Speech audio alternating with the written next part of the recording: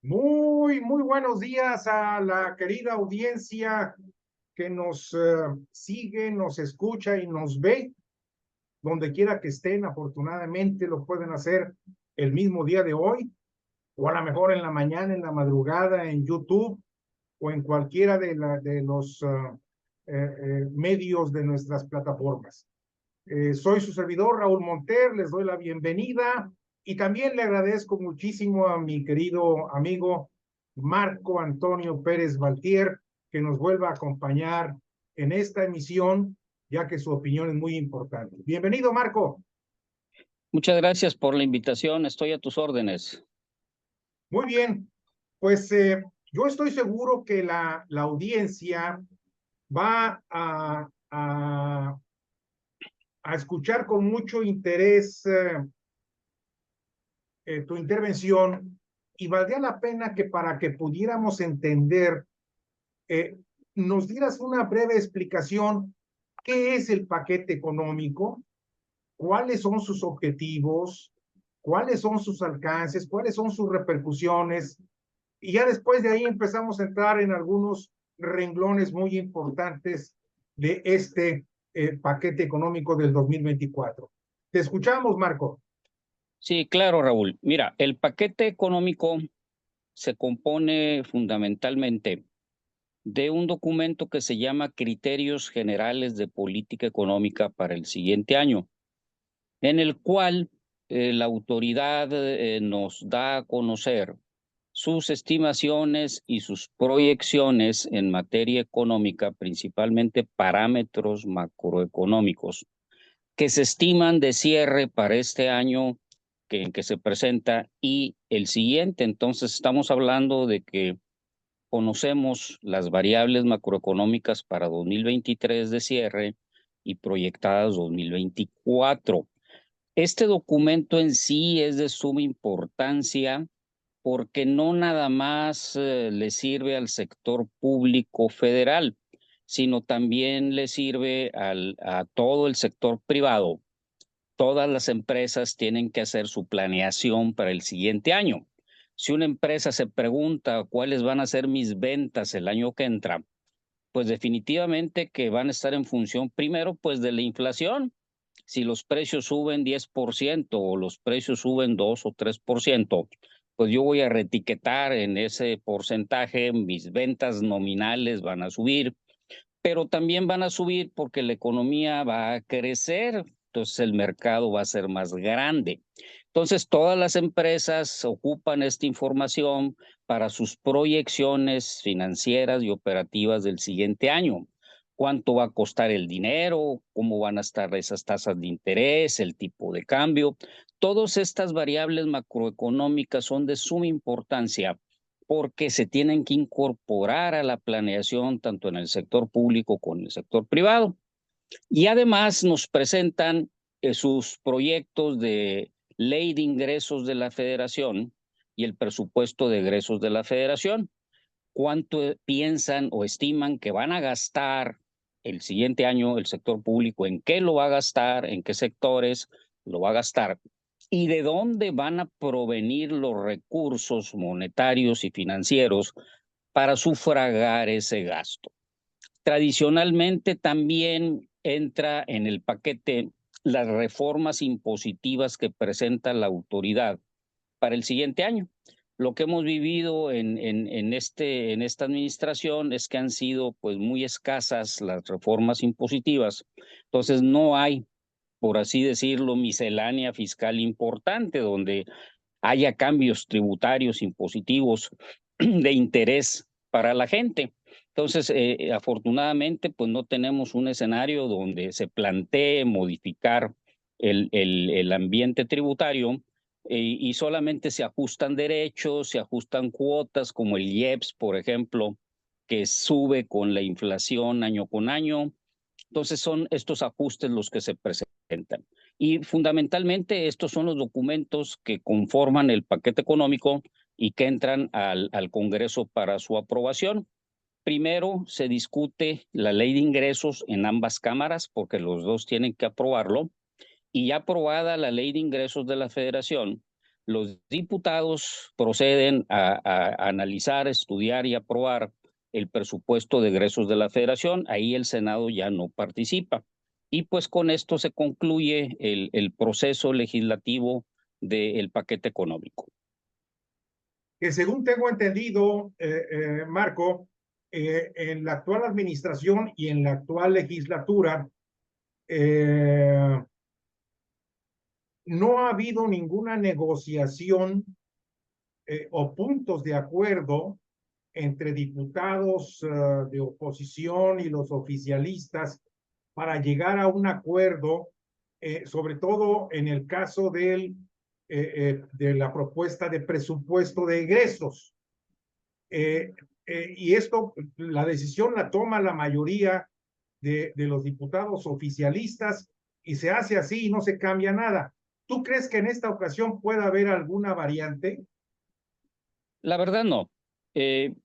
Viendo cómo se ha manejado en los años anteriores la discusión y aprobación del presupuesto y de la ley de ingresos, pues la señal de que no se le mueve ni una coma, pues pesa de manera definitiva. Y obviamente como Morena tiene mayoría simple en el Congreso, pues no se le dificulta aprobar estas leyes porque con mayoría simple lo pueden hacer. Entonces, lo que hemos vivido es que hay una pues reticencia a introducir cambios y lo que pudiéramos esperar es que los paquetes se aprobaran sin mayores modificaciones en la discusión. Aunque como vamos a comentar más adelante, yo creo que el paquete contiene pues errores graves y fundamentales, sobre todo en materia de deuda pública, que sí amerita que los diputados y los senadores intenten al menos, ¿verdad?, modificar esta situación, porque la deuda que se solicita es exageradamente alta, injustificada y con graves consecuencias para la estabilidad financiera del país. Pues creo que ya tocaste el botón ideal para poder entrar a los detalles de esta conversación, porque precisamente yo te iba a preguntar tu opinión sobre ese déficit que están hablando de 2 billones de pesos para el año del 2024. Y nada más para que tenga una idea la audiencia, déjenme decirle que estos 2 billones de pesos representan aproximadamente, ¿qué porcentaje del PIB?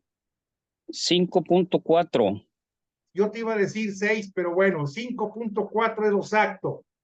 Es Antes, 1.9 el requerimiento financiero proyectado para financiarse de 5.4% del PIB, Raúl.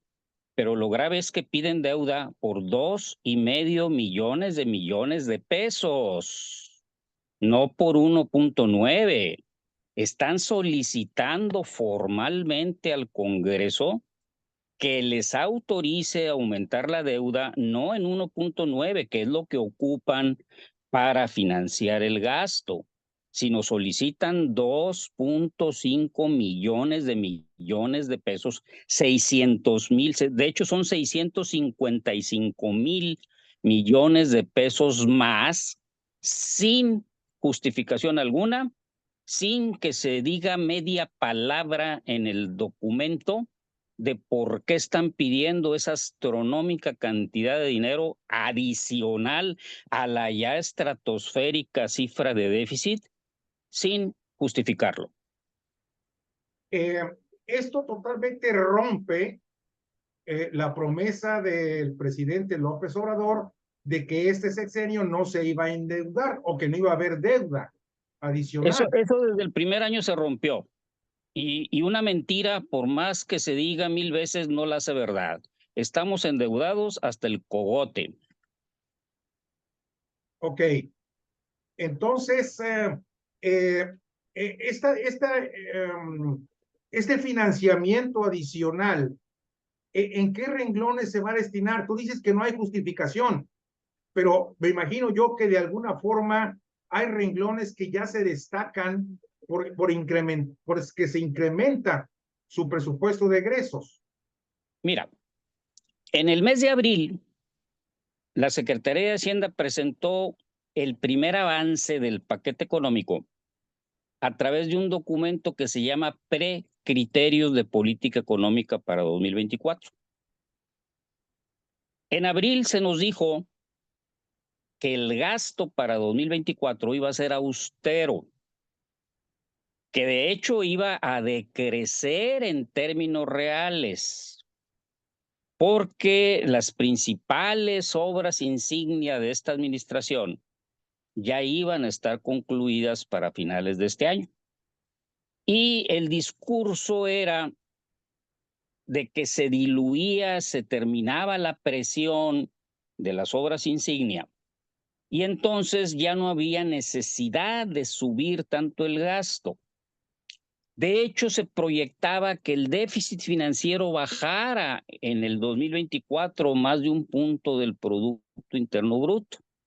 Esa fue la historia que nos contaron en abril en Precriterios. Llega ahora el documento oficial Criterios y resulta que dan un bandazo en materia de gasto. Y ahora dicen, si nos comparamos con el gasto que nos dijeron que iban a ejercer en 24 en Precriterios, ahora le aumentan 600,000 millones de pesos. ¿Por qué? Porque resulta que el Tren Maya no está listo y están solicitando 120,000 millones de pesos más para el Tren Maya. Ahora resulta que hay que apoyar a Pemex porque está endeudado también hasta el cogote y tiene importantes vencimientos financieros en 24 y 25.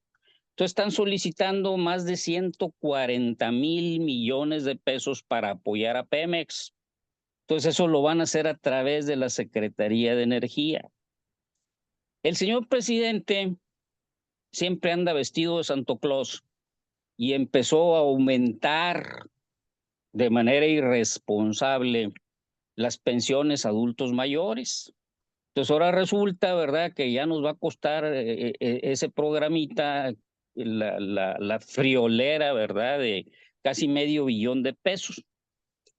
Entonces, lo que tenemos es de que Perdón, no fue ¿medio billón cierto, de pesos?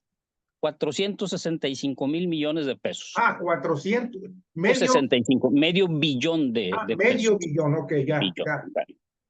Entonces, lo que resulta es de que no fue cierto que se acabaron las presiones. Pemex está poniendo presión, Tren Maya está poniendo presión, las otras programas sociales están poniendo presión, pensión contributiva está poniendo presión, intereses de la deuda están poniendo presión. Entonces lo que resulta es de que lejos de bajar el gasto, va a subir, con un agravante, que la estimación de ingresos presupuestales ahora la reducen en 200,000 millones de pesos. Entonces, imagínate el coctelito. Ahora digo que voy a tener menos ingresos por 200,000 millones y aumento el gasto en 600,000 millones de pesos. Entonces, eso te da un desbalance financiero de 800,000 millones de pesos. Y resulta que no hay dinero para pagar eso. No tenemos dinero para pagar eso. Entonces, ¿qué está pasando?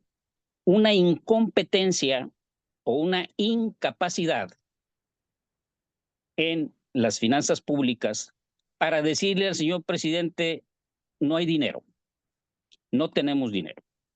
Entonces, están acomodando todo con deuda. Entonces, hacen un juego de cifras, incluso suben el PIB nominal artificialmente, ¿verdad? Lo reestiman al alza. ¿Para qué? Para jugar un poquito con los cocientes. Pero eso es un insulto al intelecto, la realidad. Cualquiera con 3 dedos de frente que pueda hacer números se da cuenta de que eso no es cierto. Entonces, si bien se dice que es el último estirón a la liga, pues la verdad es que la van a romper, porque todo lo que están haciendo definitivamente, ¿verdad?, es una irresponsabilidad en materia de finanzas públicas. El déficit de 5.4, ya no hablamos de que están pidiendo 7.3% del PIB de deuda. Simplemente el 5.4 ya es el más alto desde 1989. 34 años no veíamos ese desastre financiero como se está presentando ahorita. Y es el 5.4, ¿eh? No estoy hablando de la deuda de 7.3 que quieren que se les autorice. Entonces, la verdad de las cosas es que son bandazos que dan muy importantes, ¿verdad? Y lo único que demuestran es de que no hay una verdadera planeación financiera en el gobierno federal. Eh, Está claro, y creo que yo me atrevería a usar la siguiente expresión, que todo se maneja para cumplir con los caprichos del señor presidente. Es decir, las políticas públicas están diseñadas con el objeto de satisfacer los objetivos del presidente, no para satisfacer las necesidades del gobierno de la República. ¿Es correcto? Yo coincidiría con esa apreciación. Eh, ok, aquí viene lo más delicado, que como tú bien lo dijiste hace escasamente unos segundos, están estirando la liga con el riesgo de que se rompa. Y ese riesgo de que se rompa ¿nos va a afectar en el 24 o los efectos los vamos a ver hasta el 25-26? Bueno, difícilmente podríamos hacer un pronóstico. Primero tenemos que ver cómo se va a aprobar ya finalmente tanto ley de ingresos como presupuesto de egresos, ya que estén aprobados, ya que esté publicado, y luego cómo van a reaccionar las calificadoras. De hecho, ya hay notas de Moody's, ¿verdad?, donde están preocupados por el déficit que están presentando las autoridades y por el inconveniente nivel de endeudamiento. Ahora, jalar la liga tanto también está implicando que ya no vamos a tener superávit primario. Este es el resultado antes de pagar intereses. Todavía estiman que este 23 vamos a cerrar pues con unos 20,000 millones de superávit primario. Si se aprueban estas cifras, generaríamos un déficit primario de 429,000 millones de pesos. Déficit primario. ¿Qué significa esto? Que no tenemos dinero para pagar intereses y vamos a pagar intereses con deuda. Eso es lo que significa. Bueno, si ya con esto Perdón, no Marco, paramos, ¿qué cantidad dijiste del déficit primario estimado? 429,000 millones de pesos de déficit primario. Que se Entonces, van a tener que pagar con deuda, porque no hay sí, flujo. no, o sea, antes de pagar intereses ya estoy en foco rojo, ya estoy en déficit. Entonces, ciertamente que estos resultados son desastrosos. Insistir en que tenemos finanzas públicas sanas, caray, pues yo no sé a quién quieren convencer, ¿verdad? Ahora, si las calificadoras, ya estando estos números en firme, publicados, hacen en realidad un estudio detallado de la viabilidad financiera, las consecuencias pueden tener repercusión importante porque bajarían la calificación de la deuda soberana del gobierno federal. Eso implica que las colocaciones que hagan les van a costar más dinero, van a tener que pagar más tasa de interés.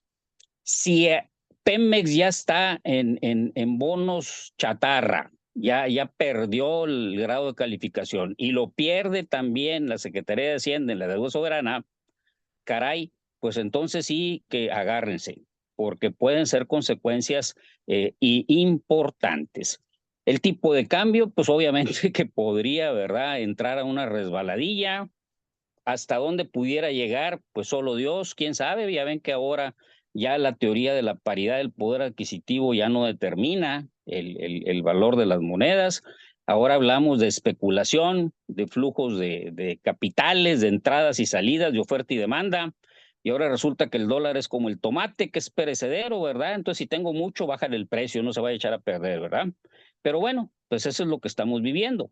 Entonces, sí es muy importante vigilar cómo estarían pues actuando las calificadoras ante estos escenarios, porque eso pudiera desencadenar una reducción en la calificación de la deuda soberana, una pérdida del grado de inversión con consecuencias importantes.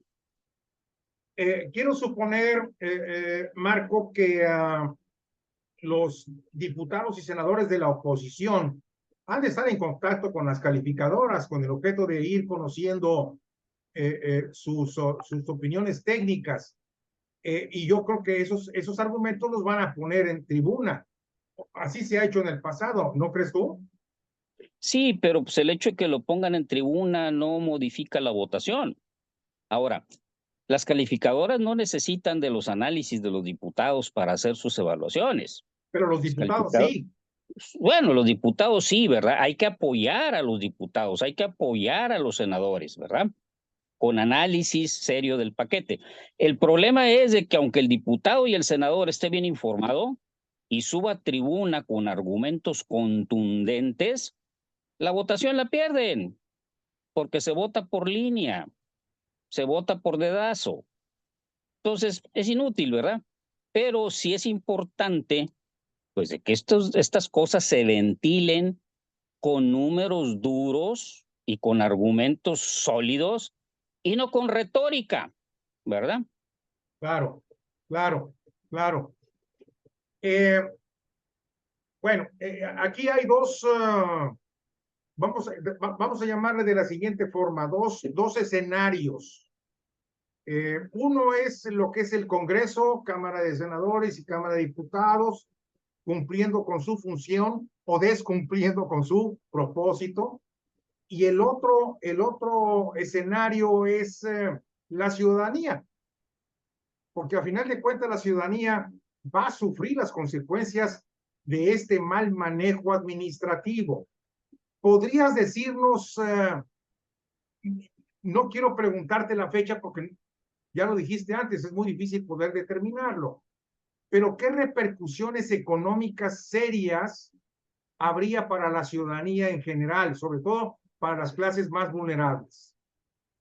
Bueno, como repito, si entramos a un escenario donde las calificadoras quiten el grado de inversión a la deuda soberana por el deterioro en el déficit y en la perspectiva de la estabilidad financiera del gobierno federal, se empezarían a desencadenar sucesos en los mercados financieros que afectarían la tasa de interés, que afectarían la inflación, que afectarían el crecimiento económico y pues obviamente que en la medida en que estas variables macroeconómicas se van afectando, se va a traducir o se va a repercutir a la microeconomía y a los trabajadores y a los consumidores estos impactos.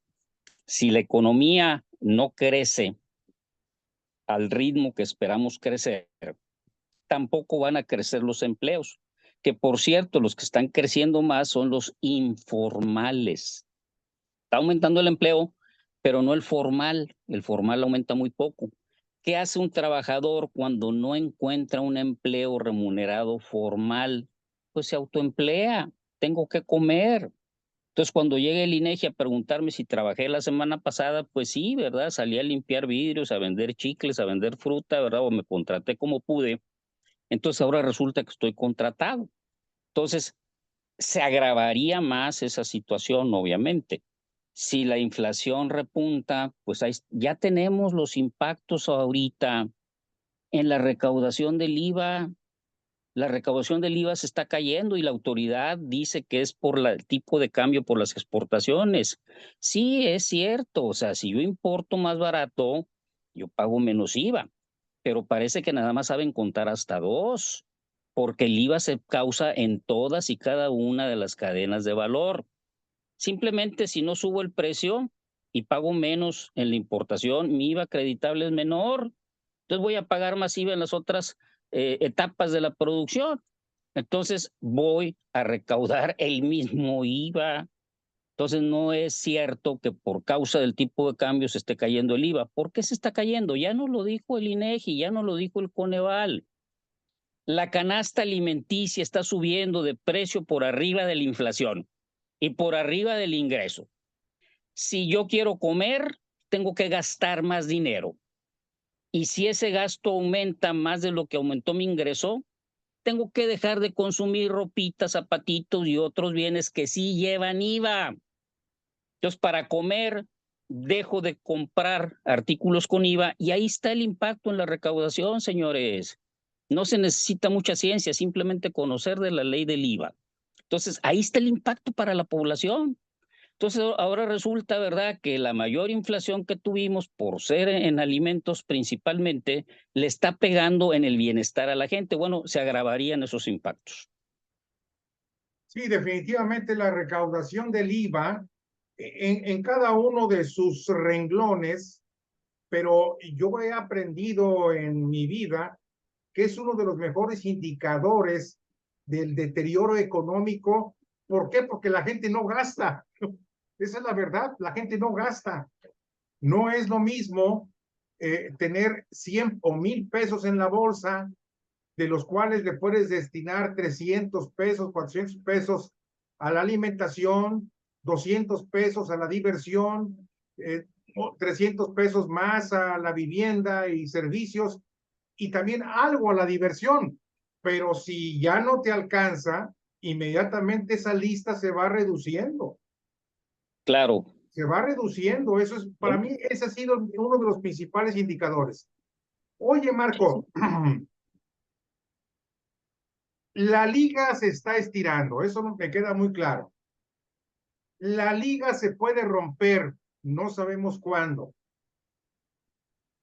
pero me atrevo a decir una barbaridad. No le va a reventar la liga a AMLO en su sexenio. Pues vamos a decir que esa es la apuesta. Esa es la apuesta. Ahora, este paquete tiene que estar aprobado finales de noviembre, principios de diciembre. Entonces, si las calificadoras desde diciembre empiezan a darle un downgrade a la deuda, sí hay riesgo de que le truene el cohete en la mano antes del 1 de octubre. ¿Por qué? Pues porque estos eventos se empiezan a entrelazar y se empiezan a Se desarrollar. anticipan de alguna forma, ¿verdad? Sí, los mercados anticipan y contaminan, ¿verdad? Entonces, sí pudiera cerrar el sexenio ya en medio de una turbulencia financiera. No hay garantía de que va a salir inmaculado. No hay garantía de que va a salir inmaculado. Me gustó, me gustó, me gustó. Y esto para que lo entienda la gente es que eh, eh, Marco nos está diciendo que le están apostando que van a estirar la liga hasta el día, ¿qué va a ser? El 30 de septiembre, ¿verdad? Que es Es cuando correcto, sale el presidente López Obrador y así es. entraría la próxima presidenta. El 1 de octubre. Entonces, todas las repercusiones que, si allá en el 90 y, ¿qué fue? 95, vivimos el famoso error de diciembre, ¿verdad, Marco? Es correcto. Aquí Diciembre de a 94. lo mejor aquí lo vivimos en octubre o en noviembre. No hay garantía, ¿verdad?, de que la transición vaya a ser tersa, ¿verdad?, y sin sobresaltos. Con estos números de finanzas públicas, yo creo que están arriesgando lo más por lo menos. Ahora, hay otro dato interesante, Raúl, y es con respecto a 2023. Fíjate lo curioso. Y aquí el bandazo que están dando en la Secretaría de Hacienda es más evidente. Cada mes te reportan el informe de las finanzas. Cada mes, cada mes, cada mes. El último es del 30 de agosto, donde te presentan el informe de las finanzas al mes de julio. En este informe del 30 de agosto, te ponen un escenario de cierre de este año 2023 Se me están cayendo los ingresos 186,000 millones. Estoy ajustando el gasto nada más en 75,000.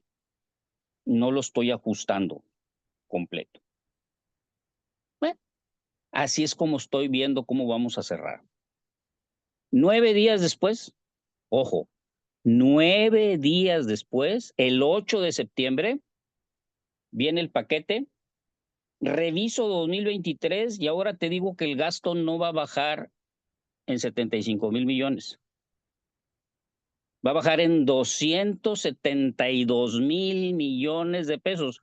197,000 millones de pesos de recorte adicional en lo que restan de los meses del año. ¿Qué está pasando en la Secretaría de Hacienda? Que con 9 días de diferencia te presentan ahora una estimación de cierre totalmente diferente. Estás hablando del gasto corriente, ¿verdad? El gasto total, el gasto neto Total, total, presupuestal, el gasto presupuestal, el total, total. gobierno, organismos, todo el gasto, el que va al déficit. Entonces te están recortando 200,000 millones de pesos más, cuando el recorte en ingresos es de 186. Entonces ahora eres más papista que el Papa. O sea, no nada más recortas el gasto en función de lo que se me cae el ingreso. Me voy todavía más allá. Entonces ahí sí avientas el lápiz y dices, no entiendo. No entiendo qué les pasa por la cabeza y cómo en 9 días te dan ese brinco tan fuerte en el cierre 2023. Por supuesto que no te dicen en dónde van a recortar, qué programas van a recortar, qué partidas van a recortar. No te lo dice. Es más, en el texto no se dice. Tienes que leer los números que presentan para concluir, porque en el texto no te dice nada, absolutamente nada. Tú lees el documento de criterios generales de política económica y no te dice nada. Pero en los números ahí está. Entonces, ¿cómo es posible que con solo 9 días de diferencia me le des un giro al ejercicio presupuestal y introduzcas un recorte de 200,000 millones al cierre? Pero luego explota el gasto en el 24. Caray, pues son bipolares. Le aprietan el gasto para el 23 y luego lo exploto en 24. La verdad, no entiendo. Bueno, yo creo que la lógica, el sentido común indica que en la Secretaría de Hacienda hay, yo iba a decir, 2 equipos de trabajo que están haciendo su labor alrededor de estas análisis, o a lo mejor hay 3, o a lo mejor hay 4, no lo sé. Y uno es el que da la información oficial a la opinión pública y el otro es el que está atendiendo los caprichos del Palacio Nacional. Pues pudiera ser. Muy bien, El mi querido problema es que Marco. una vez gana uno y otra vez gana otro. Pues sí, pero a final de cuentas el que pierde siempre va a ser el pueblo, lamentablemente. Sí, pero sí, lo que sí se detecta es un desaseo, ¿verdad? Mayúsculo, una falta de continuidad, una falta de consistencia, unos bandazos, ¿verdad? Que definitivamente hacen pensar mal de la calidad, de verdad, del profesional de la gente que está ahí. ¿Tú ya no volviste a platicar con el exsecretario Herrera? No, fíjate, de hecho, con Herrera casi nunca tuve yo contacto con Arturo. Tu contacto era con de la obra, ¿verdad? Sí, con Rogelio, sí, es correcto. Con el actual. Así es. Ok. Evidentemente, pues él está también, así como tantos factores macroeconómicos están sometidos a presión, él también está sometido a una presión enorme, Sin duda alguna. ¿verdad? Bueno, pues mi querida audiencia, ahí está el panorama.